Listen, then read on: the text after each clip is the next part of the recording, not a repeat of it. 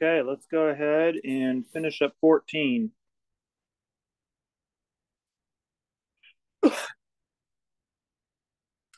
So we last left off, we're talking about memory, um, and then long-term potentiation. So basically embedding short-term memories into long-term memory.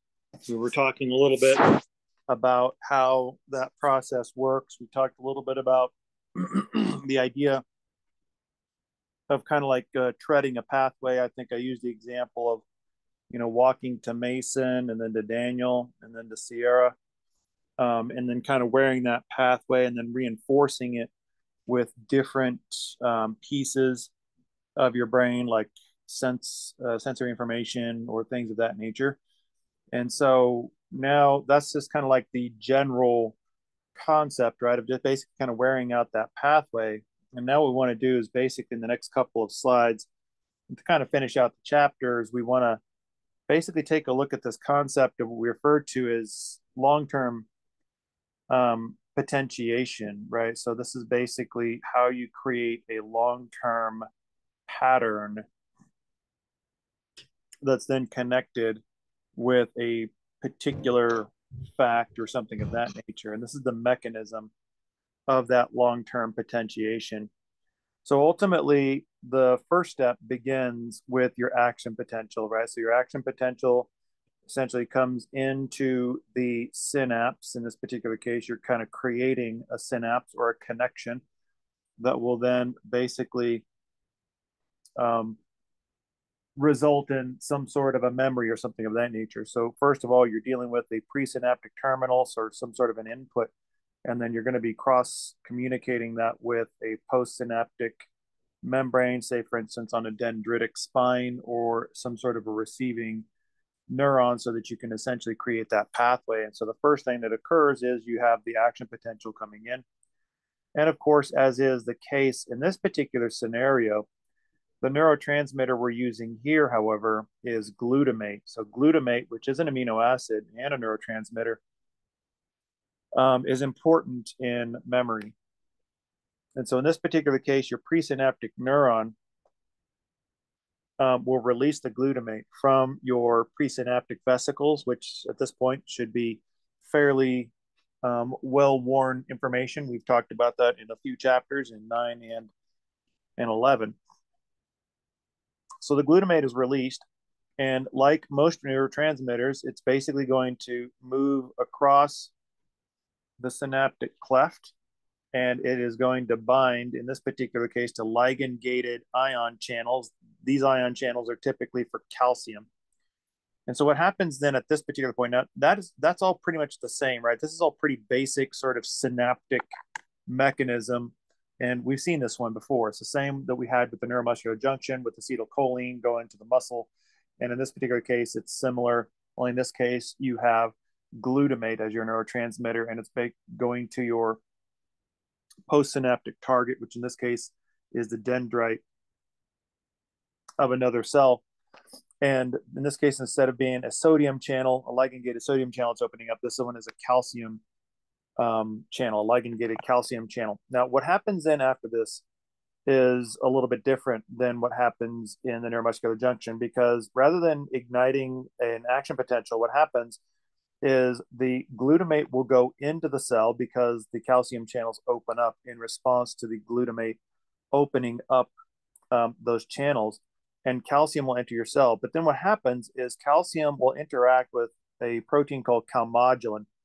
Now, calmodulin basically is a protein that will specifically bind to calcium. And what it does is it basically latches onto and turns on what's called a calmodulin dependent protein kinase, or CAM kinase 2. Now, here's first of all something to sort of define a kinase. If you haven't ever been introduced to a kinase is an important type of protein in communication and signaling information in a cell. And basically what a kinase does for a living is it essentially phosphorylates other proteins. And basically when that happens, the phosphate on that protein will act either as an on switch or an off switch. It'll either turn the protein on or it'll turn the protein off. And so oftentimes what will happen is in this sort of, you'll have these vast networks, these cascade-like networks of kinases that'll kind of turn each other on. And then ultimately, it'll phosphorylate and activate a terminal signal that will kind of do some sort of work. Like, for instance, in most cell signaling, especially if you're talking about cell division, it turns on genes that are involved in cell division. And so you have this multi-layered cascade of information, kind of like pass on the message kind of an idea. And that's what a kinase does. So basically, it activates other molecules by phosphorylating them. In this particular case, what happens is the calcium bound to the calmodulin will actually interact with the CAM kinase 2, and that'll basically turn it on. That is to say, it turns on the kinase 2. Now, at this particular point, what happens is the kinase 2 itself will have the capacity to activate other glutamate receptors. Now, we've already seen glutamate receptors, right? Those glutamate receptors are these green ligand gated ion channels. So those are the glutamate receptors and channels. And so what will happen is these glutamate receptors will increase their activity. And then the last thing that happens is the CAM kinase 2 will move these glutamate receptors to the cell surface, where they will be able to reinforce that pattern of release. So here you'll get more of these ion channels that will allow you to be able to release more calcium, which will then reinforce the activation of these glutamate receptors. And so that ultimately will create kind of this strengthening of the synapse. So the idea is the more times you go down this synaptic transmission, the more glutamate receptors you'll have in the membrane, which means the more you will be able to respond and utilize this synaptic connection. So this is kind of like the molecular version of trotting down the path and wearing down the path so that you have a memory essentially of this pathway. So when you do long-term memory, you don't just get long-term memory for free. Long-term memory always starts with short-term memory. And then you go through that long-term potentiation, you wear down that synaptic pathway, and then it becomes embedded into long-term memory. This is what's called consolidation. So consolidation is that kind of gradual that process where you're transferring your short-term memory by way of multiple connections over and over again down to long-term memory. And that basically is because you are forming stronger and more frequent synaptic connections, which is basically embedding that into that long-term memory. Along with this, you also get the synthesizing of proteins that will help to increase the synaptic context to kind of form these dendritic spikes, which is where new synapses are made. So basically, you both create the pathway and you increase the capacity to create more pathways. And so this increase in new synapses, or the ability to make new synapses, increases your long-term potentiation, which then further reinforces the memory component. Now, ultimately, what this is going to do for your cell is not only does it reinforce that synaptic connection because of the increased use and the strength of those synaptic connections, but also what's going to happen in this particular case is that the cells themselves, that is to say the neuron receiving that synaptic connection, the postsynaptic neuron, what's going to start happening is the cytoskeleton is going to start to change. Now, you might remember this from general bio, where the cytoskeleton is composed of three main fibers. the actin cytoskeleton. We learned about it in muscle physiology chapter. Then you also have the microfilaments. Those are the actin filaments. But then you also have the microtubules, and then you have the intermediate filaments. So those all compose the cytoskeleton. And so the dynamic components of the cytoskeleton, like for instance, the microtubules, but more importantly, the actin cytoskeleton, can be broken down and rearranged and redistributed and reestablished. And so it's kind of like a modeling, right? So the end result is changes in the cytoskeleton, which creates a type of modeling.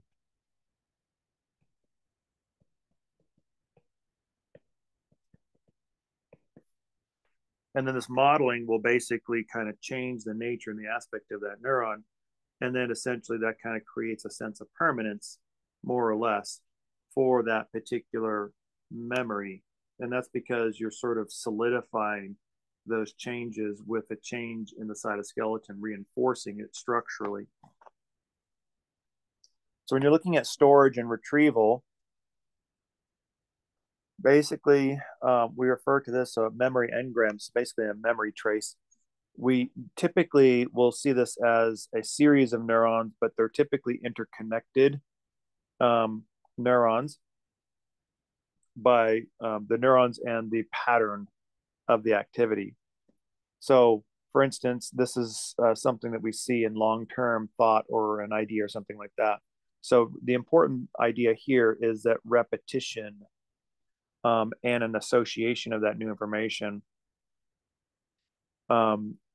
will help you to embed the memory, right? So ultimately, if you're able to repeat it or if you're able to associate it with already pre-existing memories, that will assist in this transfer, this consolidation going from short to long-term memory. And this makes a lot of sense, right? Because this is actually the way you guys study. The way you guys study is by taking repetition, but then also making association.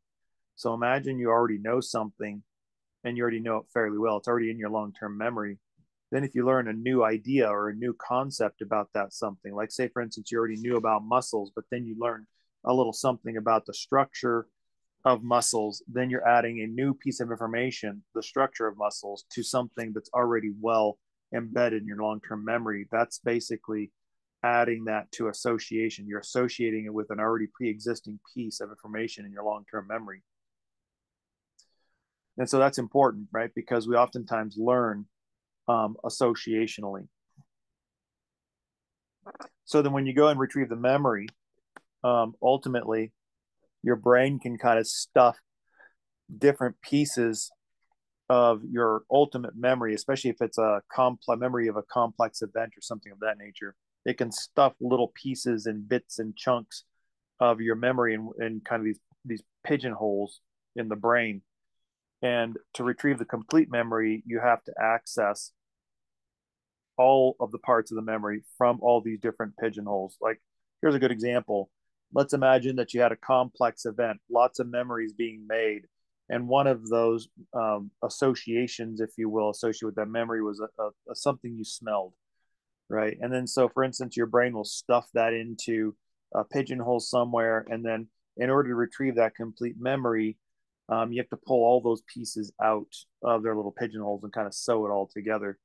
And so a good example of that is like, if you have a particular smell that you smell, and then later on in a totally different context, totally unrelated, you smell the same smell.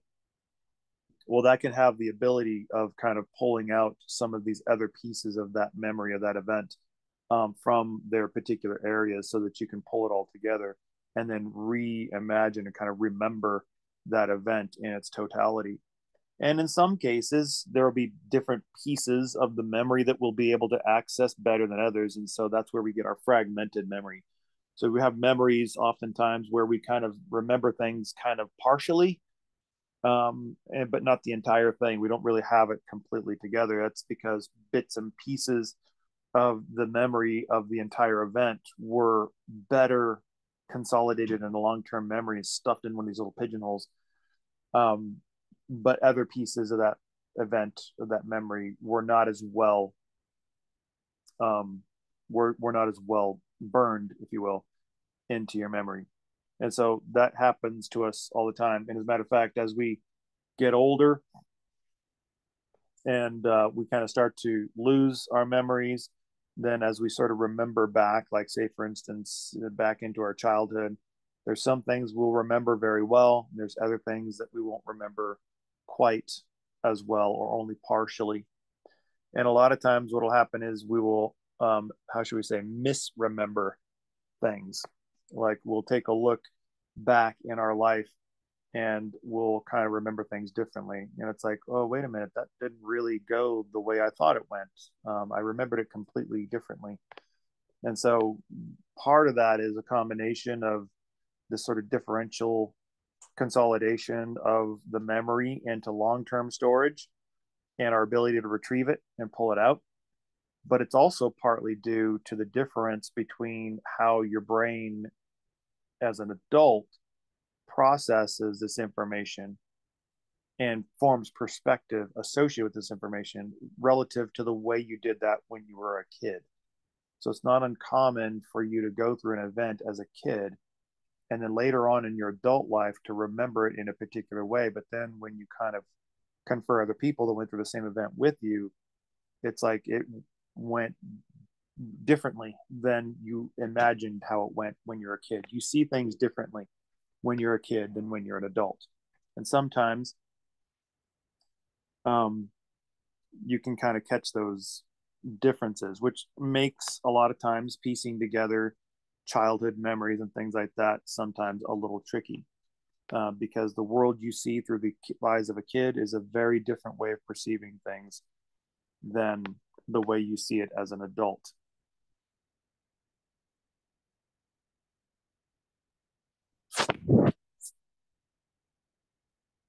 Okay.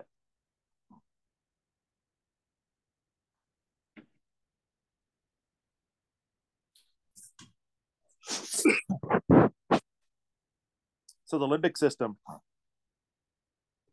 So the limbic system, remember, is like the basal nuclei, right? It's like one of those systems where it's not a structure, it's not a single place. Um, it's a collection of different structures that all work kind of together cooperatively. And in this case, the limbic system is really kind of one of our innovations. It really is kind of a human innovation. You wanted to say what sets humans apart from any other animal on the face of the planet? The limbic system would be probably right at the top, even more so than your cerebral cortex. Um, but basically, the limbic system has a lot of different things. For instance, your sensory input regions, your olfactory region, the cortex is your sense of smell, basically, is a really, really big component of the limbic system. And so a lot of people don't realize that. But even more so than your vision and your hearing, your sense of smell does more than your major senses to provoke memories and emotions than we give it credit for. And so it's a major region for that. And so this will bring in a lot of sensory information. There's lots of different nuclei in here. And basically, the limbic system will sew all these different regions in the cortex together. And it basically works on the emotions, the visceral responses to the emotions. That's basically how your organs are essentially responding to emotions, your sense of motivation, your mood, sensations of pain and pleasure. Right? Notice these are all kind of those amorphous sorts of things that are difficult for us to put our finger on. And we talked a lot about these already, like in different regions, like for instance, the hypothalamus and things of that nature, the mammary, mammillary body and things like that, different areas that will be affecting mood and things of that nature are all kind of pulled together in the limbic system. Now, the reason why you have a limbic system is literally because this is designed to help us to survive. That's really what it's for. So it'll help us, say, for instance, in food and water acquisition, also in reproduction. I mean, obviously, reproduction for humans is a very emotional kind of a process. And so it's designed to make sure that we are reproducing to reinforce that. It's also associated with food, right? Because there is a pleasure in food. Food is a pleasurable experience for us to make sure that we're eating our food and drinking water. So pleasure and emotions are oftentimes associated with these. And so that's there to kind of reinforce us. It's there to basically kind of make sure that we're doing the things that our body needs in order to survive. And that's kind of adds a little bit of an emotional payoff, if you will, kind of like it's a reward system. So to kind of reinforce some of these good habits that the body needs. One of the things that oftentimes will provoke the limbic system are like pheromones. We've heard about a lot about pheromones and things like that, right? But these are essentially molecules. They're actually real discrete molecules. And so generally speaking, they will be released by one individual to essentially provoke another individual, right? For instance, females will release pheromones that will essentially affect the menstrual cycle of other women. And so a lot of times, and this isn't just humans, a lot of mammals, this is a mammal thing in general, right? So a lot of times a female in estrus will be putting out pheromones that the male will be able to sense and smell. And then that's basically what kind of initiates the reproductive cycle in a lot of mammals. And so pheromones are something that is common. We don't typically tend to think about pheromones in humans, but we certainly do produce them. As a matter of fact, the entire concept of the whole perfume and cologne system, like smelling a particular way, you want to smell a particular way to attract somebody. That's all basically biologically based in this concept of pheromones, because the idea is pheromones are supposed to be a pleasant thing, a positive thing, and that gets back to the pleasure component of the limbic system. So it's there to provoke pleasure and pleasantness, and that's to provoke an emotional response, right? So, and that's kind of all tied into that limbic system. So it becomes very, very complex in humans because, well, we've got a lot of complexity to us. And then that kind of takes us to the limbic system and a couple of things that we have in the limbic system. So first of all, our cingulate gyrus, which is our satisfaction center. So this is like our pleasure center.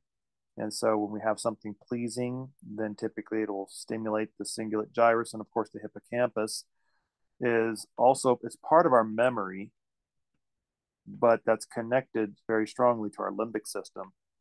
And so that's kind of one of the reasons why having some sort of, and we talked about this last time, but having some sort of a sensory stimulus that's perhaps pleasant, or we talked a little bit about the amygdala, right, which is kind of the fear center, something that will shock us essentially, that will kind of feed into and connect to the hippocampus because it'll provoke an emotional response, which will help you further emboss that event or that memory into your long term. So it really does facilitate that consolidation process.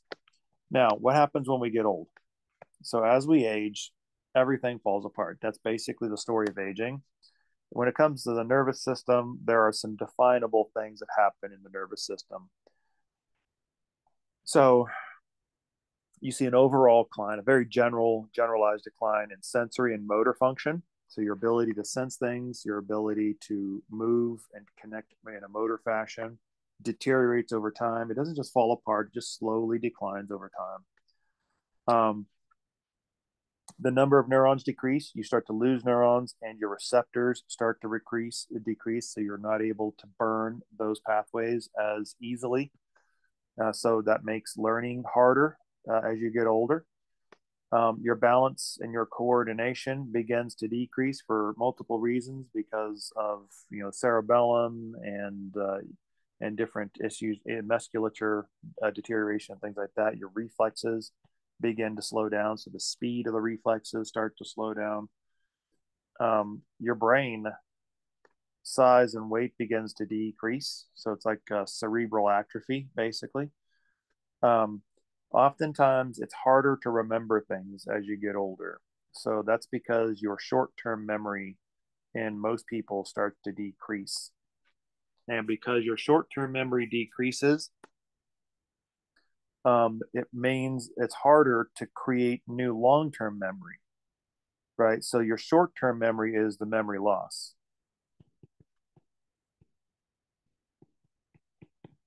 And if you decrease your short-term memory, it basically makes consolidation harder.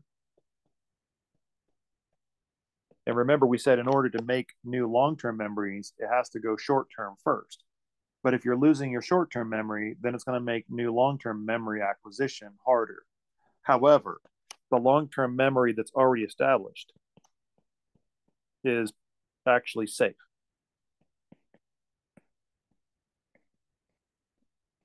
So typically, the long-term memory that you already have is typically unaffected, or in some cases, it's actually improved. This is one of the reasons why an older person oftentimes can't remember what they did just an hour ago, but they can remember everything that happened like throughout the entire year that they were 5 years old, like crystal clear. So that long-term memory actually becomes sharp, whereas a short-term memory becomes a little more dull. And this is the reason why you see, more like what we refer to as brain farts, right, from older people, where they're just basically just kind of the forgetfulness thing. They're just easily forgetting things because their short-term memory doesn't hang on to it quite as well. And then, of course, you see change in sleep patterns and less rapid eye movement sleep. And so we see this as well. So as you get older, you tend to start to go to bed earlier and you wake up earlier, right? You're going to get more of that sundowner syndrome sometimes, where your sleeping patterns will change. And so that's kind of common. That's because your nervous system changes over time. In some cases, if you're unlucky enough to go through this, you might have a stroke. This is what's called cerebrovascular accident. This is actually a cardiovascular problem, right? Because ultimately what happens is you have essentially the loss of oxygen, the loss of blood delivery to a region of the brain. That's essentially what a stroke is.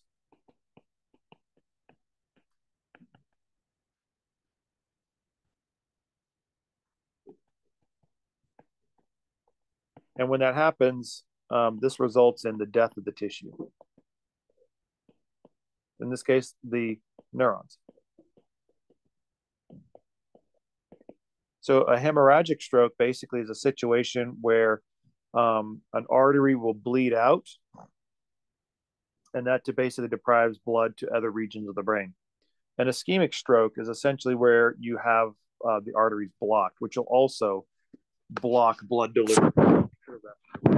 So you can either compromise blood delivery to the brain by rupturing an artery in the brain, and that deprives everything downstream of that rupture of blood delivery and oxygen, which will allow that brain tissue to die, or you'll block it, in which case that'll block the blood delivery to that region of the brain. So this is kind of like a view of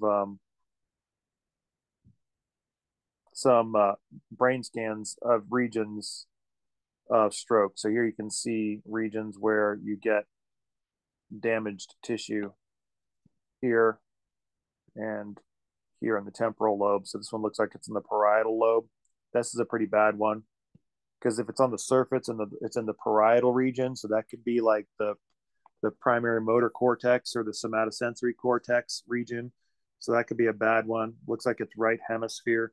If it's deep down inside, we'd have to do like a 3D scan going down in. Then you're talking about a region perhaps of the thalamus, and that's really bad, right? Because that's what's connecting kind of all halves of your brain and kind of relaying a lot of those ascending tracks through your brain. So that'd be a really, really bad place to have a stroke. This one looks like it's a temporal lobe, perhaps. So maybe you have auditory issues associated with that, or different problems associated with that one. So it kind of depends. The severity of the stroke kind of depends on where the brain tissue is that becomes deprived of oxygen and how extensive it is. Right. So that's basically what it looks like. So this is kind of like all the regions where you have stroke basically interacting with different regions of the body. So because it's your brain, it basically is going to be affecting different places. So you can create loss of motor function. can create what's called decubitus ulcers. These are essentially um, uh, ulcers like bed sore ulcers, which are associated with the ability to not be able to move anymore. So that's kind of what's happening. You get bed sores because you can't move. Your reproduction, loss of your libido, that's your sex drive, can happen during a stroke. Urinary, the McTerson reflex, that's basically urinating reflex, right? Urinary tract infections, those can be compromised depending on what region of the brain. The digestive system, so vomiting, because of the reflexes associated with the central nervous system, um, things of that nature. The skeletal, so ultimately, if you have loss of bone due to loss of muscle activity, so that kind of comes to the muscle component because your muscles are no longer able to move, and of course that gets us to the muscular area. So you have damaged motor neurons that basically will not be able to tell the muscles to move anymore, creating paralysis. And that paralysis will affect both your muscles, muscle atrophy, and also skeletal atrophy, because your skeleton relies on your muscles to tell it how thick and dense it needs to be. Your endocrine system can be compromised, especially if the hypothalamus, the pineal gland are compromised. Cardiovascular system can occur because, well, what happens is it's a cardiovascular event, stroke is, right? Because you're basically creating ruptures or blockages in the blood vessels. And so whenever you have that, it dysregulates everything in the cardiovascular system. So you can basically get edema around the brain, swelling because of the injury around the brain as well. And you can also get these decreases in blood pressure and things of that nature. So you can get all these different downstream cardiovascular events occurring because you essentially have a cardiovascular failure, essentially, is what a stroke is. It's either due to blockage or rupture of the actual artery to blood vessel, the cardiovascular system. Of course, respiratory, this is, you could aspirate on the vomit, for instance, if your vomiting reflex is taking over. Of course, if your respiratory centers are damaged in the brainstem, that could also cause a problem as well. So that is the end of chapter 14.